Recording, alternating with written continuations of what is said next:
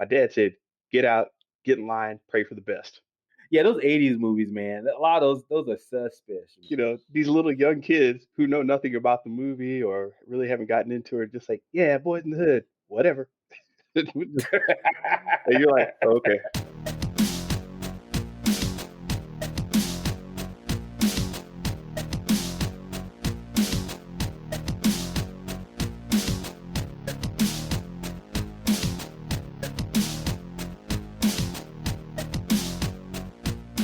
Hello, everyone. Welcome to Show versus Business, your weekly take on pop culture from two very different perspectives. I'm your host, Theo, and on the line, I have the man himself, Mr. Benja. What's up? Oh, what's up, my man? How you doing? Oh, man. I'm ready, man. I'm so hyped to get this started, man. This is 25 podcasts, man. 25. Play the fanfare. Play the fanfare. So, man, we are in it, man. We're about to ride out. So, hey, everyone, thank you for just listening for the last, several podcasts. We've made 25 already. Definitely got some more content coming your way. So thank you for just being a listener so far. So we hope you kind of share with friends and family as you kind of listen more, as we really dig into the crates to really understand what's going on out there in the pop culture and the business world, right, and how they combine. So this is just a shout out to the fans for our 25th episode. Anything else you want to add to that, Ben? Specific shout outs. We want to thank man James for jumping in on our weekly live chat. We want to thank Bryant, Andy, Andy, great theater guy who always keeps me on my toes. And you actually said you connected Andy somehow, Theo. Yeah. Andy and I, a friend of mine, her daughter is part of his troupe, and so she's a child actress, and so so definitely I don't recall her name right now, but it'll come to me later. But definitely just want to shout out Andy and all the great work he's doing for his theater troupe, and so good luck there, man. That's cool, man. And Jeff, Natalie, a lot of the other people who've been jumping in, listening, and Theo, you got some family listening, which is great. I don't want to have my family listening to this; they'll bother me. Yeah, Mama Karen, I want to give you a shout out. Thanks for giving us some love from the greatest generation. So appreciate that. So Mama Karen, thanks for the shout out. I got Brother Martin, thank you for the shout out. So Jonathan, thank you for listening and giving us a shout out.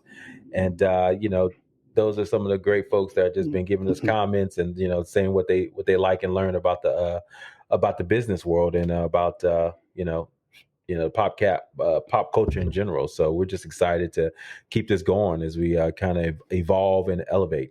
All right, cool. And also, Theo, while I got you here, you thinking about any other guests? I know we had guests scattered in here and out. I don't know if you got any in your mind, but if any of you have some specific insight, or we got your brain burning on some particular topic, and you might want to be a guest, let us know. Oh yeah, definitely. Definitely want to give a shout out to Marcus Blockchain Howard for being one of our guests. Julius, Legal Eagle, being on board as well. So And Pete, don't forget Pete. Yeah, Pete. Yeah, Pacing Pete, the Justice League man. So thank you all for being guests on the pod so far. So yeah, definitely, I agree 100%. Please, if you'd like to be a part of this conversation as we continue to evolve. So thank you all for just listening. So with that being said, Ben, I think we have a packed schedule today, man. It's going to be interesting. We're going to talk a little bit about Marvel universes, all the different movie universes update, like MCU, of course. We got the Sony Spideyverse that's getting heated up. We'll talk a little bit about the box office, some of the new movies that came out this weekend, NFT and GameStop, man. What's going on there? So GameStop and NFT, that's that gumbo that we've been talking about, what's happening in the world of finance. And then Amazon, MGM. And then finally, I think we'll also touch a little bit on an interesting feature story this week the importance of storytelling. I think this is the year that they'll commemorate the 100 years since the Tulsa Massacre. And we want to talk about how pop culture is influencing, some of the memorials around that. So we'll talk a little bit about that. And finally, we end up with our recap, us, and that's what we'll talk about, the Bad Batch. So with that being said, Ben, this being Memorial Day, uh, I kind of did a little research and I found out a few Ooh, things that a couple of movies that were released around Memorial Day weekend over the last 30 something years. So, so you're telling man, so me let's you're telling me that movie theaters and the box office people are trying to capitalize on Memorial Day weekend? What? yes, they have always done that. The 3-day weekend. Well, let's take it back for the youngsters that don't know. Uh, when we grew up, the box office, the summer blockbuster season started Memorial Day weekend. You remember? Hmm. It was when we had that 3-day weekends when all the best movies came out. And so now they obviously bumped that up thanks to the Avengers and other movies. First it was beginning of May, now it's the end of April. So it's kind of crazy right now. But so we're going to see what's going to happen now after post COVID, what's going to happen with the box office. But let's talk a little bit about some of these movies, man. So did you know the original Star Wars trilogy was released Memorial Day weekend? So I'm talking about The New Hope. I'm talking about Empire Strikes Back. I'm talking about Return of the Jedi. What memories do you have of seeing those in the movie theaters, Ben? So the the first conscious memory I have of the effect of Star Wars. Now, it all kind of blurs together when you're talking about when you were a kid.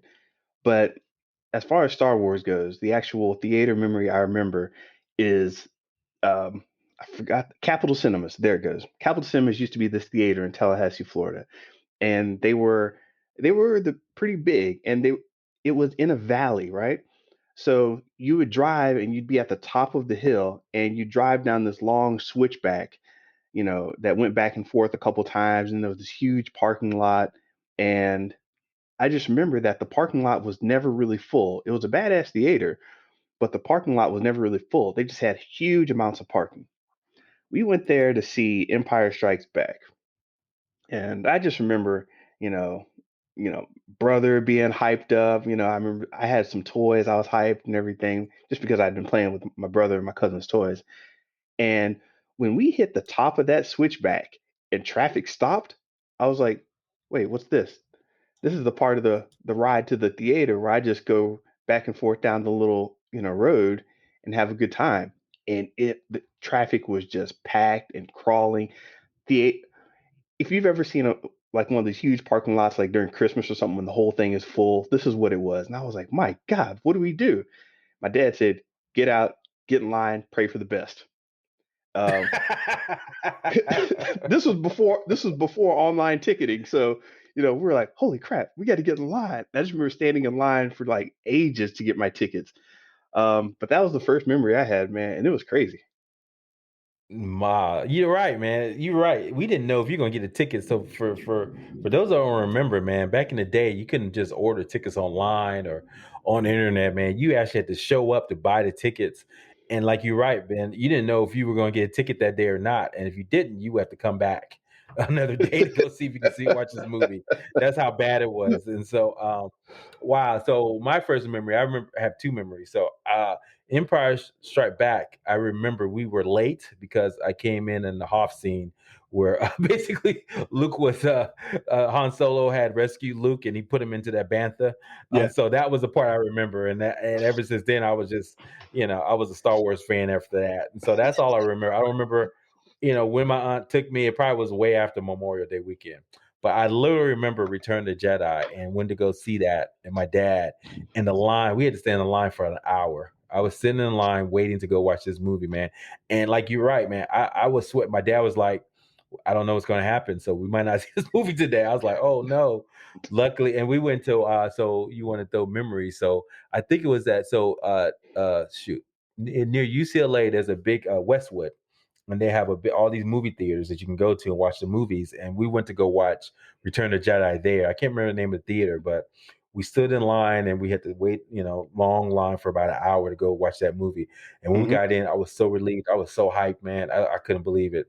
And yeah, I was just transported to a new world, man.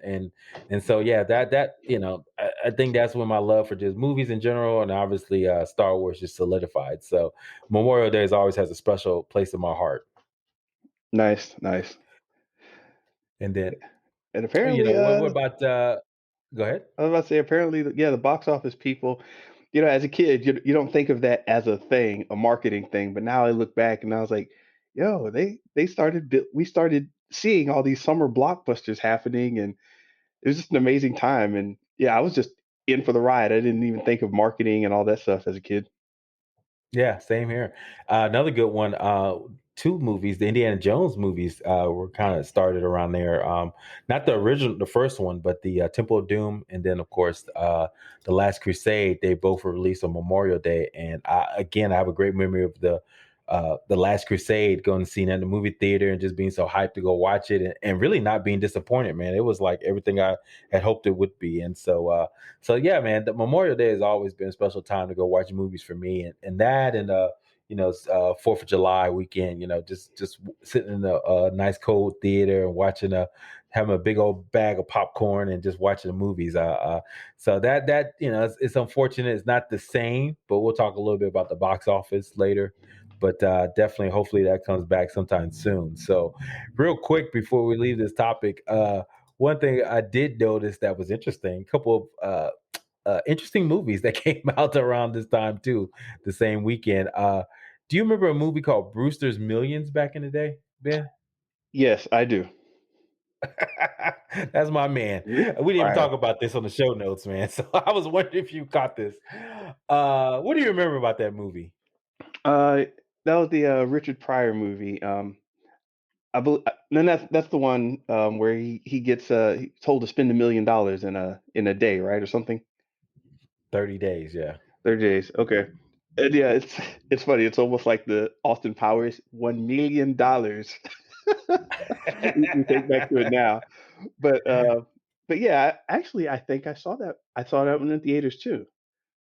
Um, because yeah, I totally remember that. It was Bruce's Millions. And there were a couple other Richard Pryor movies. My dad loved Richard Pryor, so we go see any Okay. movies with him in it. He didn't care if it was R or not. He was like, "Come on, son, Richard Pryor is funny." Well, the Toy was one of the bigger movies he made back then, right? So he was Right, a right, Toy, right. which is has some interesting connotations now, seen in 2021, a black man Ooh, being a toy yes. for a little white kid, but it's definitely gonna be interesting to Huh. watch it now. Yeah, those '80s movies, man. A lot of those are suspicious, man. All those movies back now. Now we watch them now, you're like, oh man, just it's just bad. But anyway, Bruce's Millions. I love that movie, man. Every time it comes on TBS or one of those, I always want to watch it, man, because it's like basically he was a failed baseball player, he was a minor league baseball player that was trying to get. He was older. He was never gonna make it. Then he found out he had a white, rich dad that basically said, "Hey, I'm gonna give you a chance to change your life." He said, "Look, I'll give you all my inheritance." It was like 100 million, which is a lot of money. But he said, but I want you to be so sick of money. So to do that, I'm gonna give you a chance to spend $1 million in 30 days. And then he said, if you could do that, then you get your rest of your inheritance. If not, you're gonna have nothing. And so basically, what ensues is like the funniest thing I've ever seen, man. Just like obviously he all his buddies, there with him. He did all kinds of crazy things with them. But man, I always thought that was just like the best movie. I'm surprised they never remade that movie, man, because it's such a classic premise. I mean, I guess they kind of made it in different ways with like a Blank Check, with like a kids movie Mm, and things like that. But yeah. man, that was just classic, man. Just it's like truly like rich fulfillment, right? Like if you had $1 million to spend in like 30 days, what would you do? And it was just hilarious, man. So bravo to Yeah. that movie. So It actually made sense at the time, because right now you're just thinking, well, shoot, I'll just go buy a house and this and that. And there were rules and stipulations where it couldn't be like investments. It had to be used right away. exactly. So he was like, you know, I forgot some of the things he did, but I remember him like, "Hey, let's all go buy this stuff." he's running out the store trying to figure out, well, crap, I bought all their toys and this and that. I can't even get them in the car. I got to go here and buy this.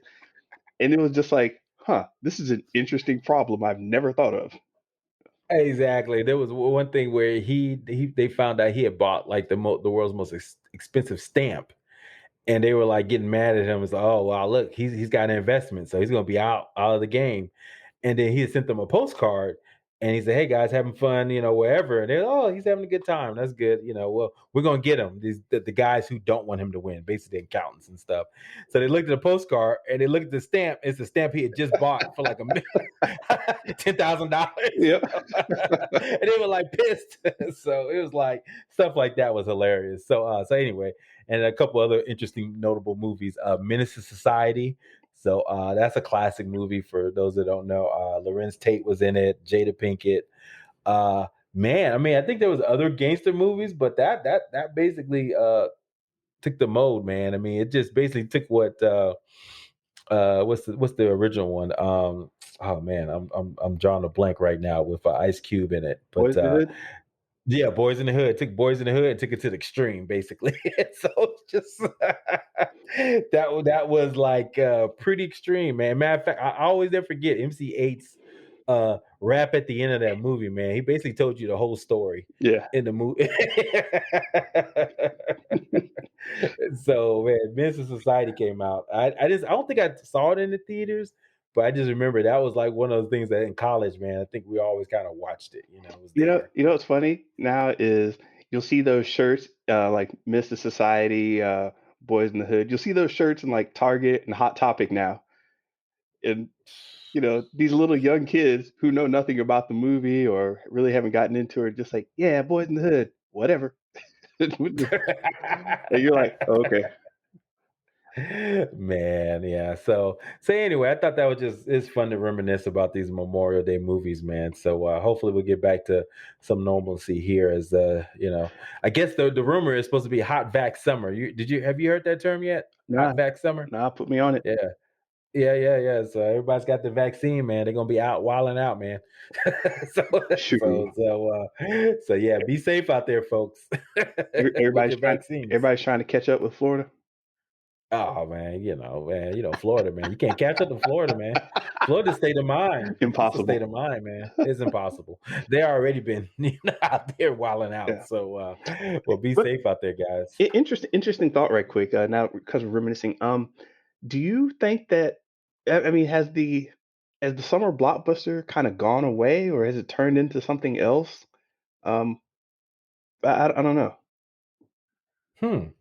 Well, yeah, man. Maybe we'll talk about in the news section too, because we'll talk about the box office. All right. I don't know, man. It doesn't feel like the summer, releases. I'm not, too excited about anything really. I'll watch something, but is there anything you're really excited about that you really want? I mean, to me, that's what a summer blockbuster season is about. Is like there's a movie I'm anticipating, I'm ready to watch, and I'm so excited to go to movie theaters to watch it. Is there anything that you're like, hey, I will go back into movie theaters and watch? No, I mean we were talking about F9, um, and I guess that's the only one that's kind of coming to mind. Hmm. Yeah. I'm not thinking about anything. And then like I think a lot of movies that are getting released too, they're gonna be on either Hulu or Amazon, right? So Right. they're already kind of hyping those up. So or Disney Plus. Yeah. Uh, A- so And I got to thinking about that because um, I realized that all the Avengers movies, come out around late April, early May, or sometime um, to start off like Marvel's summer blockbuster season, I guess if you want to call it that. But that's a little different this year, and I think it's been tailing off. So I don't know. We'll keep a watch on it. yeah, we definitely will. So let's transition, man. Let's talk about the news. So today we kind of hinted at it a little bit on our weekly live session. We talk about the MGM and Amazon merger, so that was kind of interesting. I think it was for I want to say it was about close to $9 billion, and so Amazon bought that, which to a lot of folks that seemed like a lot of money to buy just one movie studio, but to Amazon, that's nothing. That's like, they I think they basically, it's a rounding error for them. They have revenues of billions, of 50 billions, hundreds of billions of dollars. So for them, this is nothing. But it does help them with their presence in the streaming wars. We talk about this. So now, it looks like they're kind of winning in the streaming wars. Let's talk about this from a business standpoint and branding. They're winning, it looks like, in superhero genres, right? So they got Invincible did well for them, The Boys. So it looks like they have another superhero, James Bond, one of the original superheroes. So if you don't think James Bond's a superhero, you have been watching the movies, man. This dude basically never dies, and he can do anything, and he has got the coolest gadgets. So, and he gets all the girls. So I don't know if that's not a superpower. I don't know what is. So he Yeah, is doing his thing. a lot of superheroes actually, and if you're talking about spies and stuff, they take so many cues um, from the whole James Bond thing. With your bad guy main villain, but then your weird kind of bad guy sidekicks from your cars with all the different, I mean, like the pin with the laser on it and stuff like that. Those books are like, what's Ian somebody I Yeah, forget. Fleming. Yeah, Yeah, Ian Ian Fleming. Ian Fleming, that's right. Yeah, his books have all these just, sex, lore, technology, weirdos. It's a whole superhero thing, so we'll classify him as that. Oh yeah. Have you read his books? Yeah. Oh wow, well, you're better than me, man. I just watched the movies, but I mean, what we're missing, the Daniel Craig versions of it, they're a little bit more realistic, down to earth. But man, I miss those old classic ones, man, like Pussy Galore. I mean, just the the tongue in cheek type of just like or just some crazy names, like Doctor No, Octopussy, just like very kind of tongue in cheek in how they kind of talk about these villains, and the villains always explain the big grand plan at the end, and it's just, I mean, but you're right, it set the mode. I mean, because think about it, I mean, every spy movie, if it doesn't have like a boss that you report to, a tech guy, right, that's going to help you, and then it's not a spy movie, right? And that all came from James Bond, right? And so it's kind of like he set the mode for like what your expectations are for a superhero spy. But I'm excited what Amazon's going to do, man. I hope they make some movies about it, man, because I think that franchise has been around since the '60s, man. Shoot, our parents grew up on it, right? So it's kind of like if they kind of open up that universe, man, there's a lot of stuff they can play with, man. I mean, we'll talk about this a little bit later with the Bad Batch, but you see what they're doing. They're digging into crates, right? Hmm. Finding, different characters from different movies. And, I'm like showing my kids, oh, yeah, this character was in this movie back in the day. So imagine they do that with James Bond. It's going to be crazy. They'll have tons of story because they can just like, oh, yeah, here's an origin story, Dr. No, right? And Yeah. so it's kind of like, it just, yeah, Amazon, man, they're playing a different level. People are like, well, I don't see what Amazon's doing. It doesn't make sense for them.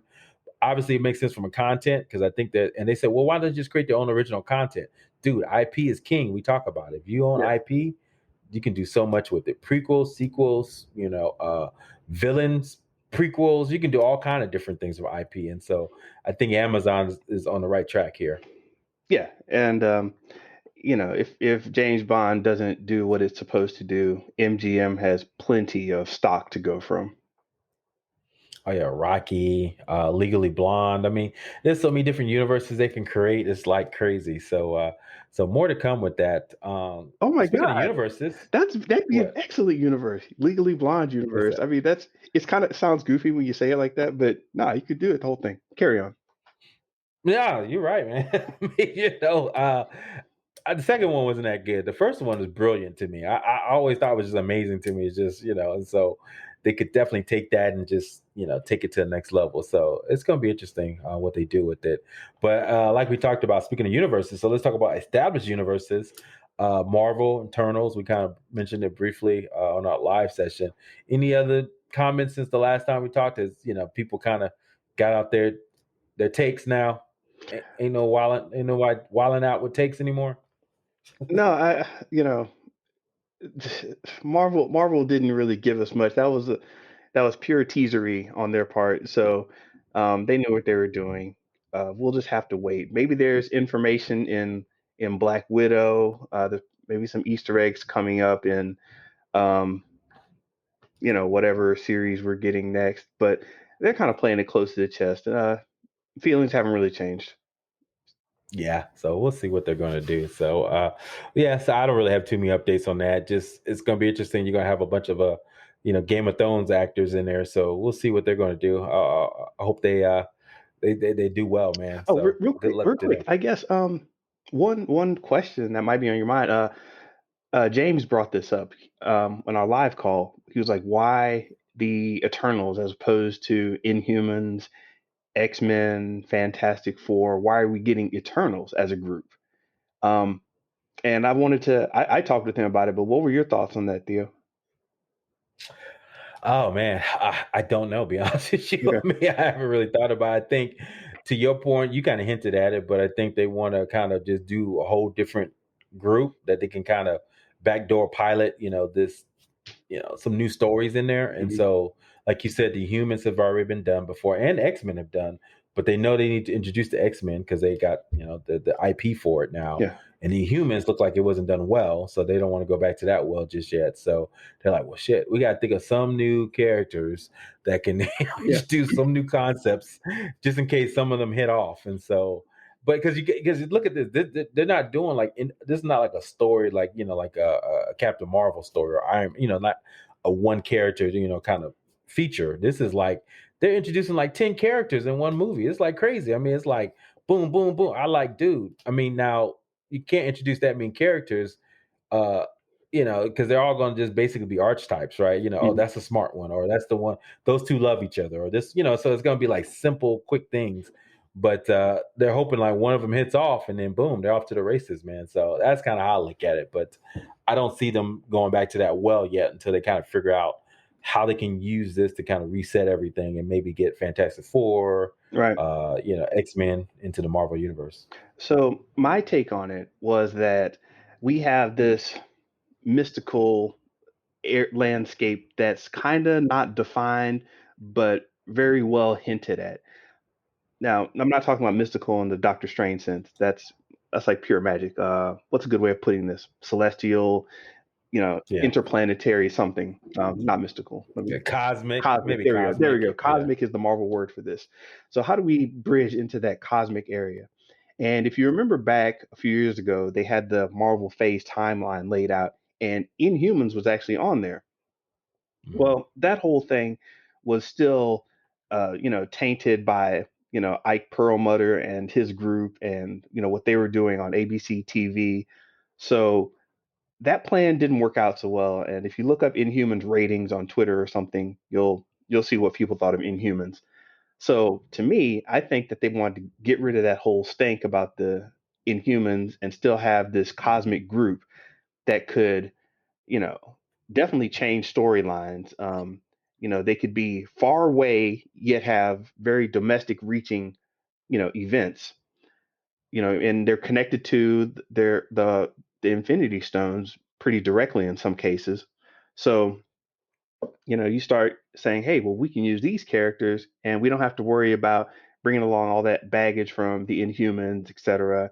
They may even be the catalyst for, the cosmic powers that the Fantastic Four ends up getting, or, how we bridge ourselves into X-Men, as you were saying, Theo. So I think they're going to try to use the Eternals in that respect as a bit of world building, um, pawns to build their world. So that's what I'm Yeah, expecting. makes sense. Makes perfect sense. So yeah, we'll see what happens, man. I guess we're all gonna watch it, but is it gonna be? It's gonna have that same banter that you want from your Marvel movie. So we'll see. Or are they getting away from that? So that's gonna be interesting. So I'm kind of excited about that, and so we're gonna talk about another universe that's kind of getting started, the Sony Spider Verse. I don't know if anyone's calling it this, but they're getting strong, man. We already know that they're gonna have the Venom 2 introducing Carnage coming out here soon. They already have Jared Leto as Morbius, the living vampire. We already know that they have a cast for Vulture and uh, the Scorpion, from Spider-Man movies, Far From Home movies. So Craven was announced, the actor who played Quicksilver in the original Avengers Part 2. He's coming back, and he's also Kick Ass. Aaron, man, what's his last name? Johnson, something. I'll look it up. But he played Kick Ass, so this is his third comic book franchise. I'm trying to think, is that a first? But he's been in Kick Ass, which is a Mark Millar creation. Then he was Quicksilver, however briefly, in Avengers 2, Age of Ultron. And now he's going to play Craven from Spider Verse, so the Spider Man universe. So it's going to be interesting. But man, Sony and the Spidey Verse, man, they look like they're running all cylinders, man. How are they going to compete? Are they going to step it up, get up to the big time? Yeah, I've always been a fan of what the Sony Spider-Verse thing is doing. I think there's plenty of good ground there that can be done relatively cheaply with good characters. I like the whole Spider-Man angle, and Spider-Man is a classic character that a lot of people connect with, so they don't have to work too hard to really make these characters pop. And I don't, I'm not expecting MCU level, but I'm happy with what they're doing. Okay, yeah. Oh, Aaron Taylor Johnson's the actor's name, so I All just right. want to get it right. But he was also in your favorite movie, Tenet. Oh, right. Yes, he was.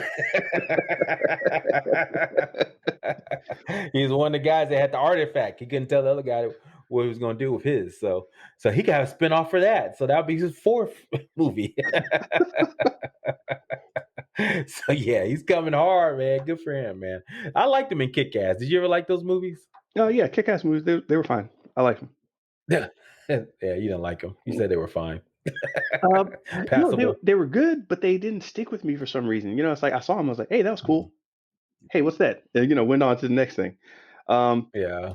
I liked, I mean, I like Jim Carrey after the fact. I was like, "Oh, okay, that was Jim Carrey." I didn't even recognize him. Well, yeah. I think that was the second one, or was that the first That one? I was can't that remember. was the second. Yeah, Nick Cage was in the first one, so definitely had these iconic actors in these crazy roles. And then obviously that's where Hit Girl came from. Chloe Moretz, I think that was the actress's name. She that was, I mean, when you read the comic, she was the best character anyway from the comic. This little 12-year-old basically being vicious and Mhm. killing everybody. So that was the best character. But anyway, so Mark Millar, man, on some foolishness as always. But moving on. So box office this week. So this, like we talked about, this Memorial Day weekend. So we had two releases. We had The Quiet Place 2, and we also had Cruella. Quiet Place 2 so far has made about 48 million, but was only released in theaters. And that was the sequel to the Quiet Place that was about these aliens that basically kill you if they hear you. So very interesting concept. Created by Jim from The Office. So he actually directed the first one and the second one with his wife starring in. So that's Hollywood for you. And then Cruella, which is a prequel to 101 Dalmatians, that with this is what Disney's been doing. I think they did with Maleficent with Angelina Jolie. I think they Mhm. did two movies with that one. So Cruella's in that same kind of mindset with Emma Stone. It made $21 million in theaters, but there was also released on Disney Plus and Premier Access. So, couple quick questions there, Ben. Did you see Cruella or Quiet Place this weekend? I did not. So you didn't break the theaters for any one of them? Wow. Nah, man. It, they got me spoiled, man. I'm like, wait a week or two or whatever. I'll see it later. Yeah, yeah, yeah. The wife and I were trying to find out if we could find Quiet Place 2 on streaming somewhere. Nah, they kept it on theaters. So. But I did fork over the $30 to go see Cruella with the kids, and very interesting movie, I must say, man. Mm. They were doing a lot in the movie without any spoilers, but it's just trying to make these villains more sympathetic. I think is interesting and a challenge. Because I mean, literally, she's introduced as basically she's a dog killer, and she takes the dogs, coats Yeah. and makes them takes their fur and makes it the coats. So it's like, let's make this character more sympathetic, right? So let's figure this out. So obviously they started with, mom has issues, has issues with her mom, and how she grows up. She's smart, brilliant, looked up, not looked after, but she's plucky and she can, do what she needs to do to get on top. she's got a group of friends and family. So it's just amazing to me. And of course, if you're going to introduce the villain and make them sympathetic, you got to create a worse villain, right, for them to kind of go against. So it's kind of interesting how they're kind of creating this. So do we like it? I would say it was interesting. Mhm. I enjoy what they were doing. I like Emma Stone. I think she's a good actress, so I like her. And I was impressed, man. I mean, the costume. I'm not a big, fashion guy, man, but the stuff they did with that, the costuming and everything was just fabulous. And the music, I mean, it was set in the '70s, right? So the music they Mm, used, I mean, literally every scene had like a classic song that you knew, and you're like, man, they just, I don't, they just, yeah, rolled the bank and say, hey, we want this song, we want this song. I mean, it was literally every scene had a hot song. nice. So anyway, I thought it was good. My question: I would recommend it. how the kids like it? They liked it. Okay. My daughter really watched it. My son was on his iPad the whole time. Then he was trying to act like he was watching it. Yeah, he's gonna ask me a question like, "Why did this?" Like, dude, you ain't watching this. Go back to your iPad. So, but my daughter, she paid attention. She kind of understood and then she was trying to explain to her grandmother. So that was kind of interesting. But yeah, she liked it. So we'll probably see Cruella Part Two, and of course, it's a prequel. So they introduced the characters from 101 Dalmatians. They were kind of in there. So it's kind of interesting. But it's kind of a roundabout way to kind of explain this character. But I thought it worked. We'll see more of these. Hmm. Yeah, I know. I, I know a group of Disneyites who are just, you know, th- they got Disney Plus for the live action remakes of all these movies. So when I see them saying, "Hey, this is going to be $30," I know those people who are about to jump in their wallets and be like, "Yeah, I'm there for premiere day access. Let's go." So it's a Hmm. it's a big crowd, and Disney's flexing their muscle. I don't know how many other franchises or you know how many other studios or streaming services can do that kind of thing at a $30 price point. Good point. But I think we still have it. I gotta look. I think once you have it, you have it. So, but then of course, if you're Disney Plus, you just like you said, you wait for a couple of months and then you eventually get it for free. So wait, you said you know, the Premier Access. So you buy it and it's not like you just have access to it, or is it like a I certain amount of think days? so. I gotta verify it. So I think so. I thought we have it. Now we bought download have it. We have it indefinitely. It's just on our Disney Plus subscription. But I'll verify that. But either way, I saw it one time. I can wait again, right till it pops up again for free. But because Raya and the Last Dragon was another early access. You had to pay $30. We did not Mm. do that, Okay. but it's supposed to come out here in June, so we'll watch it for free. Okay, from Disney Plus says the Premier Access window lasts for 3 months. So yeah, Okay, so I have it for 3 months, yeah, but then I get it for free. I don't know how long after 3 months it's not going to be available. But yeah, you have it Well, for they're not three. gonna they're not putting it in the vault anymore. They don't have no vault no more. The vault is the damn streaming service. So it's like you got it. You pay $30, you got I think some things kind of should be in the vault. Like I want them to put the Star Wars Holiday Special in the vault until Christmas it. time when everybody can clown on it at the same time. You know, Keep it in the vault. Some yeah. stuff to stay in the vault. Well, yeah, I guess, man, it's gonna be interesting. So what these streaming services do. So, man, speaking of just interesting times, man, and we kind of pivoting here into that business section a little bit on the news. But GameStop, man, they made some news recently. We've been talking about this for a while. NFTs, non-fungible tokens. Man, what is GameStop doing, man? They announced something NFTs. So I know you're a resident NFT guy. So what do you think, man? Um, so GameStop has been generally on the decline for a while, and that's just because the business model is changing. Why would I go to GameStop and buy a actual cartridge when I can just play the same game legally or illegally by downloading it somewhere? Um, and you got to ask yourself, well, what are they doing now? How can they sustain what they're offering? Used game was pretty much the thing, and I don't need those anymore. They used to have exclusive strategy guides, exclusive books and magazines and things. People aren't really into that anymore. You can go to Target, Walmart, Amazon, or wherever to actually get your physical games. So you don't need them for that anymore. And it's like, man, what is GameStop for?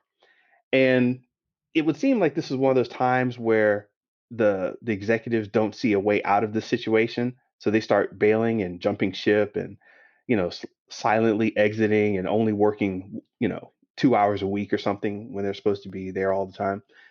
That's usually what happens. But as you said, GameStop got this injection from from the internet stupidity and online fame. Stonks. Stonks, Game baby. stonk. Yeah, so they got this injection of life, and I think people there realize that, hey, wait a minute, before we leave, maybe we can salvage this somehow. Maybe there's a quick a good amount of money to be made, or something we can offer to the fans, because people really showed out, and they're like, hey, as much as we complained about GameStop, we remember and like and enjoy that experience. It's just stuck with a lot of people, me too. And I'm still wondering to myself, why they all have the same level of funkiness in every GameStop store. But basically, um, they have a new guy, Matthew Finestone, who's their head of blockchain. And this is a new position. It's like, how does this head of blockchain guy all of a sudden he shows up? And then they create a site called nft.gamestop.com, saying they're looking for people, and everybody's like, wait, what the hell is going on? I thought GameStop was done, and all of a sudden they're doing NFTs. They've got this head of blockchain guy. um, there are a lot of moves being made in the background that people don't quite understand. So yeah, gamers and people in the game society are just wondering, what are they up to? um, I don't know if you ever had any interactions with GameStop, Theo, but what does this all sound like to you? Marketing bullshit. Oh. Yeah. I mean, they got a little juice, got a little branding exercise. Um, and so now, NFT's got, trying to hitch their wagon to NFT, because I'm on a website now, thanks to and you're right, it's just very generic. Power to the players, power to the creators, power to the collectors. We are building a team. So what the hell does that mean? So I mean, I don't know from a technology standpoint. I know from can you create a game that's NFT based? I don't think that's how it works, right? It has to has to be, is it like a static kind of image or something like that, or a video? Could you create gameplay that's NFT based? I guess that was the initial thought I had. I don't know if you understand, how can explain the technology behind that, but I'd be curious. But what would that even do? I mean, from my understanding, NFTs are just rare, so you can download a game that's NFT is verified, but I don't understand how would that work even, or why would even care if it's NFT stamped or whatever. Okay, so one thing that GameStop, and let me not even speculate with GameStop, but with a one thing with all these markets, NFT markets, that is, where people are trading and selling NFTs. The And if you don't know what NFTs are, please check with our previous episodes on with Marcus, Blockchain, Howard, and a couple others. We've talked about NFTs. Anyway, one thing I think that they can do with these marketplaces is create a place that has a name. And a lot of these people who are out there currently building these marketplaces, no one knows their name. No one knows who they are. But we see that somebody with a name can really make things happen. And we've seen that with the NBA. They have the NBA Top Shot deal, and that happened. And people were like, NFTs, who do I buy it from? Well, I don't know those guys, but I know the NBA. Cool, I'll buy my NFTs from them. And now the idea of creating a collectible, tradable, maybe it's a game or something, which you can do with NFTs, that starts to get really interesting. Um, and I'll point out one thing they could do. One thing is, they could open up trading of digital game assets to the public. Normally, there's a kind of online market, or there would be a physical marketplace, which would be the GameStop store. You go in, say, hey, I want to trade this game in, I'll get this game instead. I'll and you can trade games back and forth. If you had a game license where you can play a game on your Nintendo Switch or whatever, if you have the license for it, if that license is in fact an NFT, Theo, I could go on my phone, trade an NFT with you, and GameStop wouldn't need to host all the technology because all the technology is out in the blockchain. So they wouldn't have to build the infrastructure so much. They just need to create the license, which they already are in the position to do. So Mhm. all of a sudden, we could get into the old way of trading games the way we used to, which is an interesting concept. Um, Hmm.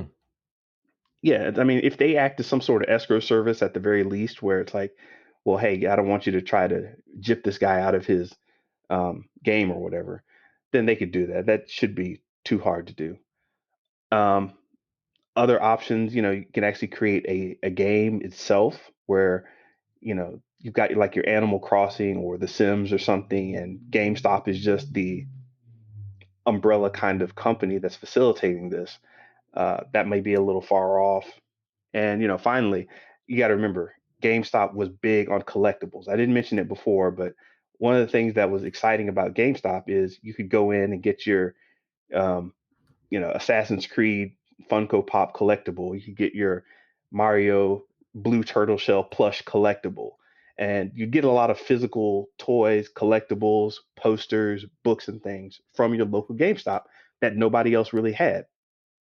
So, hey, let's start making some collectibles. Let's send them out there. And we have the GameStop marketplace for digital collectibles. Could be a thing. We'll see. Man, that's good. I love it, man. I'm gonna write that down as prediction. Uh So oh. you're saying, yeah, you got it, man. With half of your predictions, man. We're gonna see if that turns out what their ultimate plan is. But that makes sense now. The way you kind of explained it, I get it, right? So this is a way to, have exchange of digital assets, right, in games. And if I want access to that sword that someone's playing on Assassin's Creed, I can just buy it off the NFT and have it, even though I don't have the game, but I may eventually want to use it maybe in a different game. They allow you to do that, or when I eventually get Assassin's Creed, I can bring it to my Assassin's Creed. So it's a way to kind of have folks, participate in that economy. And to your point, they could probably, there could be a whole nother ecosystem and market for like these digital assets for these games that like people like me probably would never play, but I'm making money on selling this Assassin's Yeah. Creed sword, right? Yeah. So So let me tell you how bad the current marketplace is. Um, right now, let's say if I have a sword or something, and I want to actually sell it in World of Warcraft's a good example. Because you have the Chinese gold farmers, and um, you know, you'll have people in Russia or whatever sitting around playing this game just to create assets that they could sell over eBay. So it's a pretty roundabout way of, hey, I've got this sword. Here's my eBay account password. Uh, you know, you send me the money, I'll send you the account password and the link. And once you get it, you take all the assets from that one character and transfer it in game to another character. It's a weird and broken and duct tape kind of process, but it's so important to gamers mm, that they do it. If you just take that to the blockchain suddenly, then it's like, hey, I have a collectible here that I want to trade from this institution, I mean, this person to that person or whatever, then you could do that.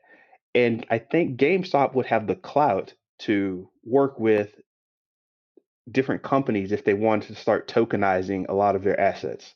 So that's one route that they could be taking. But realistically, I think they're just going to go down to making some collectibles and seeing what pops off. I love it. Yep. So ultimately, you're saying to the moon, To the moon. GameStop. Game stonks. So Last everyone, we hurrah. don't off again. We don't offer financial advice, but just FYI. But yeah, it's gonna be interesting, man. Hopefully the fundamentals play out, and so I'm encouraged, man. You kind of sold me a little bit. I might have to look at the stock again, so we'll see. I saw AMC stock is going through the roof, so that's another topic for another day. But so let's move on to our feature story today.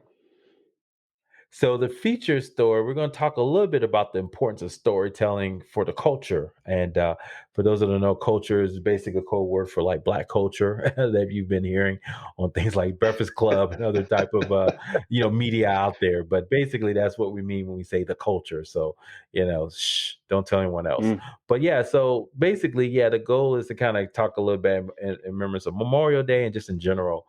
Uh, basically what's happening right now in pop culture is kind of influencing what people are paying attention to.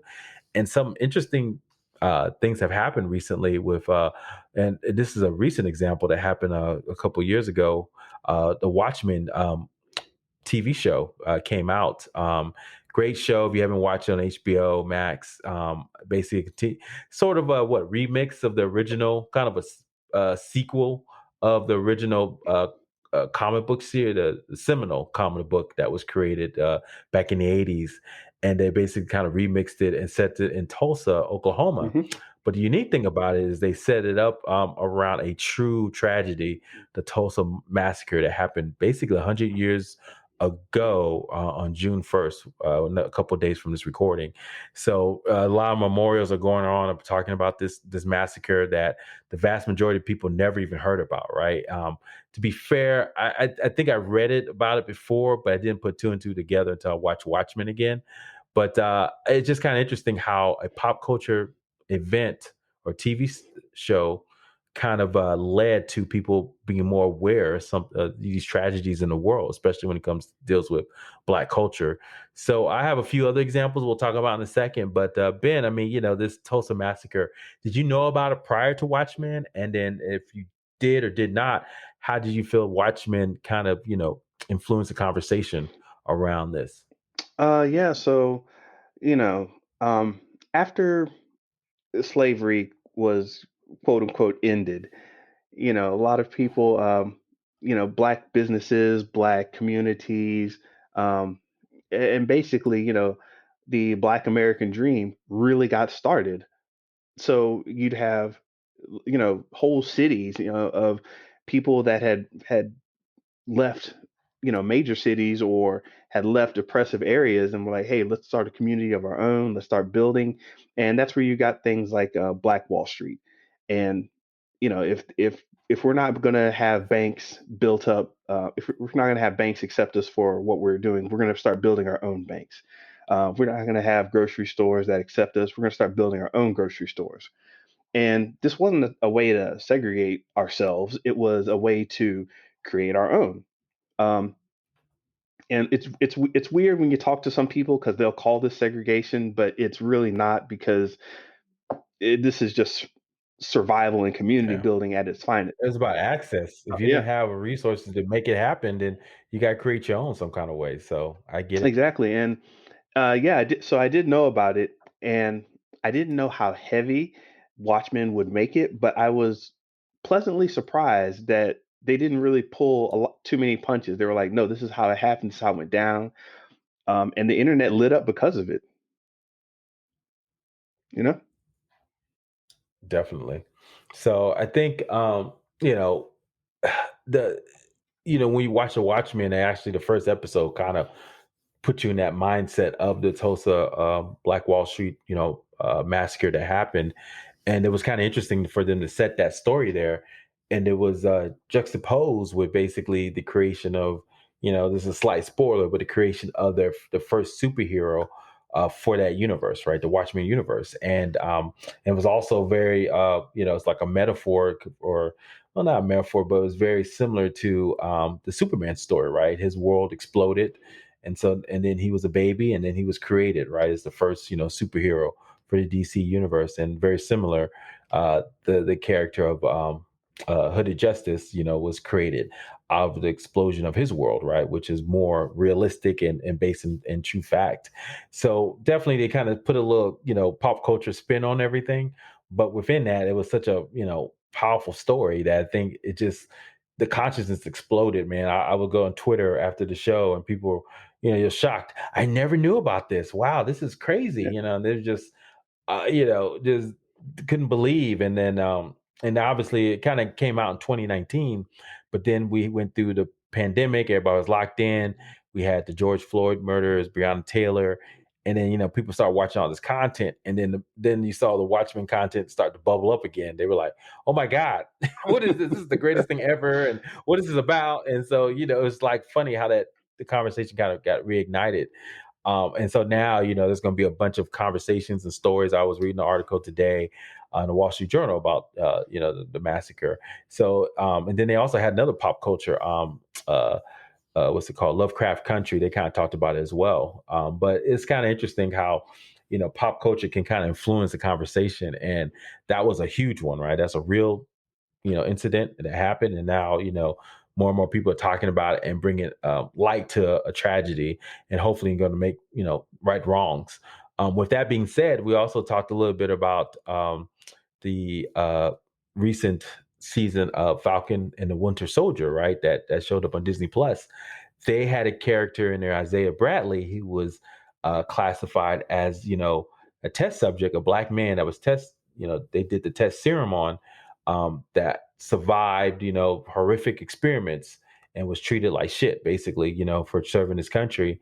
And that's also very real, reminiscent of a real incident, the Tuskegee syphilis experiments, right, that happened. And so, man, it's like, once again, it was also based on a comic book that happened a couple years back called The Truth, where they kind of hinted at that as well. So when that came out with this Isaiah Bradley revelation, we talked about a little bit, Ben, but do you remember people talking about it? Were they shocked, or did they kind of, did a lot of people know about Isaiah Bradley, or what was your take on it? So with Watchmen and definitely with the Falcon and Winter Soldier, what you started seeing was a lot of people having conversations that they would never have any other way. And so for me, it was interesting to see it finally portrayed in in such a way where it's like, oh, okay. So how they used to, growing up reading comic books, you would see different stories from like, Abraham Lincoln getting shot, or of course you've seen stories where they reference JFK, but they inject it into fiction. Um, so now you're seeing black stories and that historic truth getting injected into this new fiction, and it's kind of like, oh, this is interesting. This is what it feels like to kind of lean on to a history and tell your stories.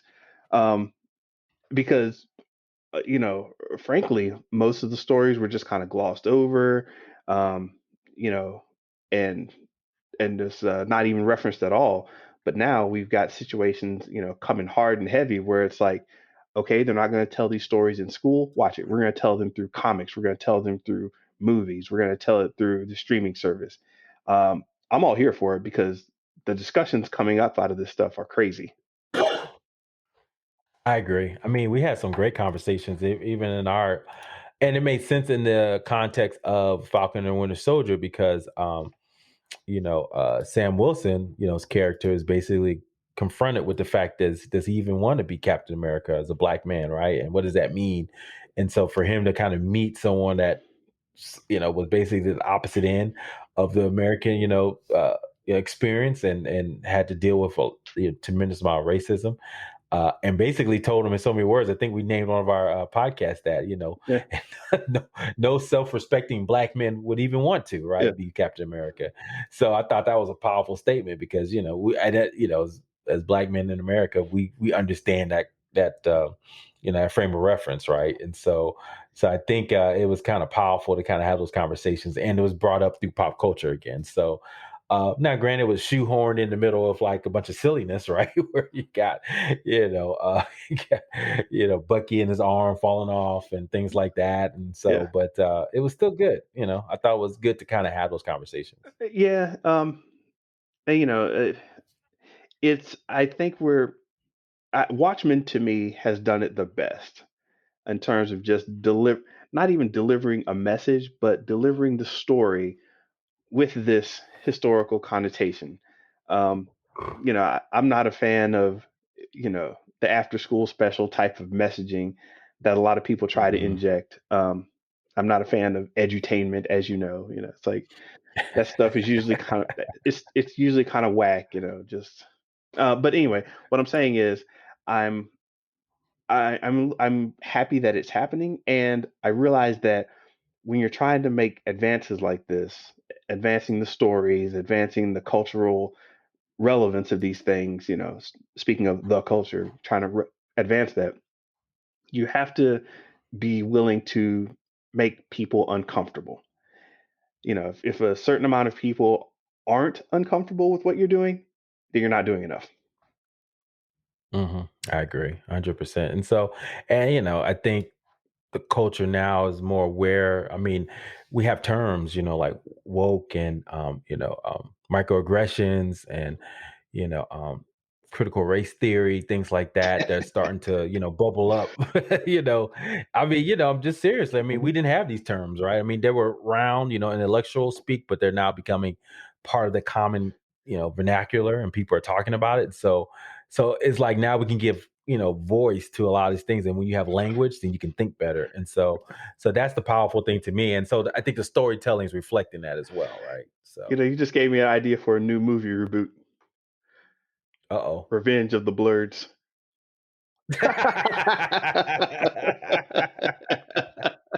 Man, we didn't land on Plymouth Rock. Plymouth Rock landed on us. Nah, man, it's real, man. Once you start getting into these books, man, and so we're not gonna always be thinking about pop culture as like referencing bad moments in American history. One thing I also want to leave everyone with is like the story of the Black Panther and Wakanda, right? Wakanda Forever, right? That's like the name of the next movie coming out.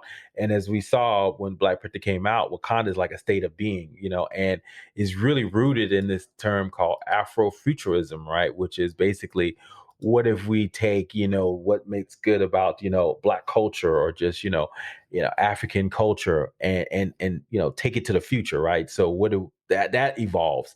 So we think about that I think that's a whole powerful more way of thinking about it, like not just being merged stuck in the past or the tragedies of the past, but let's take what's happening now and expand it to the future, right? And I think that's what's exciting to me.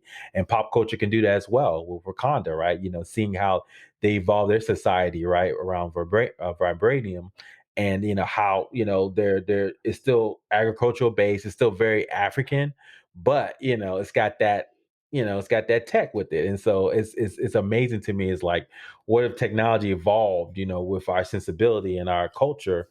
What would that look like? And I think that's a powerful message as well.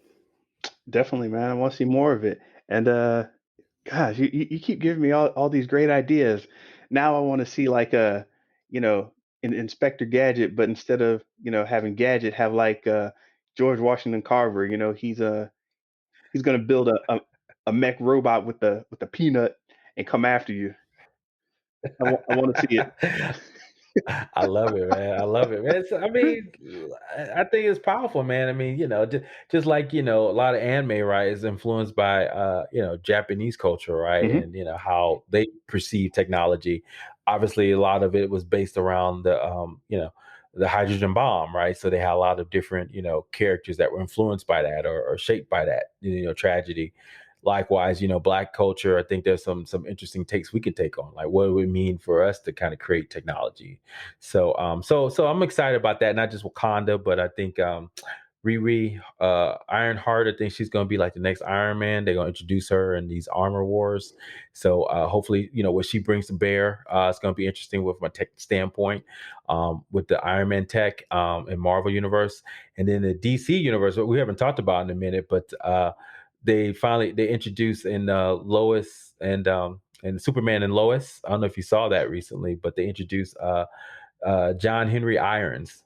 Steel played played very Don't say recently it. by the best actor ever, 7'2", Shaquille O'Neal, Shaq I'm Diesel. Superman, baby. Yeah. So they introduced, and the actor who plays him is great. He's awesome. But they introduced him as a alternate version of John Henry Irons from a different universe. And so, he's Steel, right? Basically, he creates his own kind of, stuff and image and tech. and he's kind of a builder, and so he's trying to do some things with the Superman team. So yeah, so I think I want to see more of that. Obviously the black nerd and smart nerd is definitely something that's part of pop culture, but I would love to see that evolve into more like what can we build that's rooted in the culture and the tech, what we build, not just a European bent, but something that's unique, different, right? New thinking around what tech can do and how it can play in society. So that's kind of how my thoughts on it. Yeah, yeah, I love it, man. Different angles, different action. America's full of a lot of different voices, so let's see them all. I love it, man. So finally, we're gonna end it up with our recap of the week. So the Bad Batch, man, episode 5, Rampage. So what'd you think this episode? Ooh, I liked it, man. Once again, it's doing its thing. It's just being confident, simple, fun, and building up that Filoniverse, making the connections. Definitely.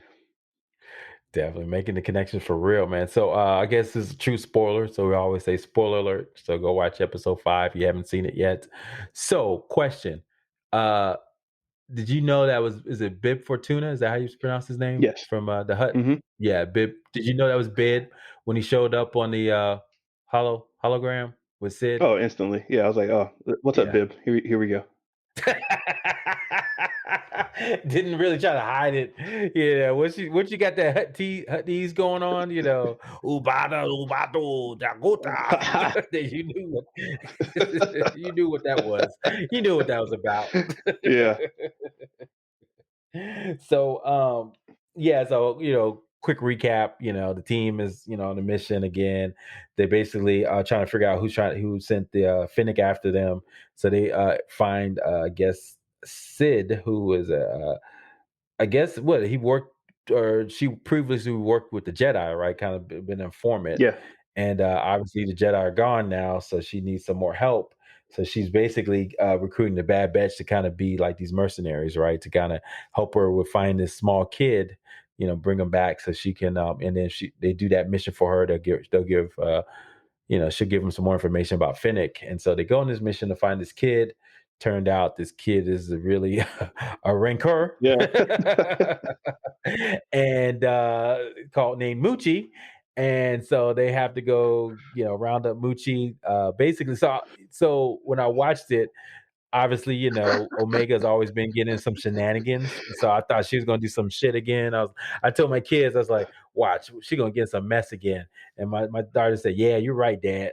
So but luckily she saved the day, with some kind of way, and so they eventually get Muchi to come back and they give it back to Sid. Sid gives them information, and now you see the Bad Batch is slowly turning into mercenaries for hire. So it's going to be interesting to see where this goes. But so let me ask you a quick question. Go So ahead. now that we know Jabba the Hutt's involved, and we saw Bib Fortuna and I forgot the species that behind them, the green looking guys. But now that you saw them together and we thought they got the Rancor, is that the same Rancor from Return to Jedi that Luke basically murks? Yeah, man. I'm gonna say that's the that's Big Moochie, Little Moochie. They call it Big Mooch.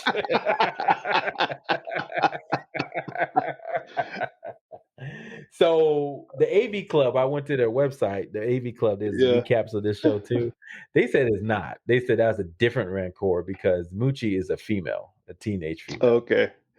I mean, Yeah, if that's their out, that's fine. But you know, um, if so, that's completely intentional. Where it's just like, hey, it's a Rancor, and there's Bib Fortuna, and I you know. get people connecting on that level where this is such classic writing to me, but in an all new way because we've never had the opportunity to go back and reference a franchise from like 40 years ago and say, hey, let's pull this out, and if we do this, it'll connect with people. um but and of course it's being done on Disney Plus and kind of a kid show, so it's fun, it's lighthearted. um and I'm totally down with this, man. I just love what they're doing. I'm sorry. Oh wow, yeah, man. So after we saw Mooch and everybody's all happy to be with Mooch and everybody's excited. Oh, Mooch, we love you. Him and Wrecker formed a bond together, and Omega, it's like, oh, Moochie, you're gonna be okay, and that's okay, kids. I think Moochie died, so let's go watch that real quick. So I rolled up Return to Jedi, No. and then, so the part where obviously Luke Skywalker is there with Jabba the Hutt, and he's trying to convince him to give up, all his friends. And Han Solo, fortunately, he ends up in the Rancor pit, and unfortunately, that's where Muchi, or allegedly, Muchi meets his end due to handy rock throwing by Luke Yeah. Skywalker. Uh, Man, so when I saw the kids like, for real, they were all upset. They're like, we like Muchi. I said, I know, man. Damn, Luke. So real quick, but man, that you're right, man. That's some good storytelling. Now, the only thing, if Filoni really wanted to link those together, I think he left himself an out. But you remember there's a guy at the end that was crying. I never forgot that. Hmm. Every time I watched that, I can remember I guess he was a trainer. He was broken up.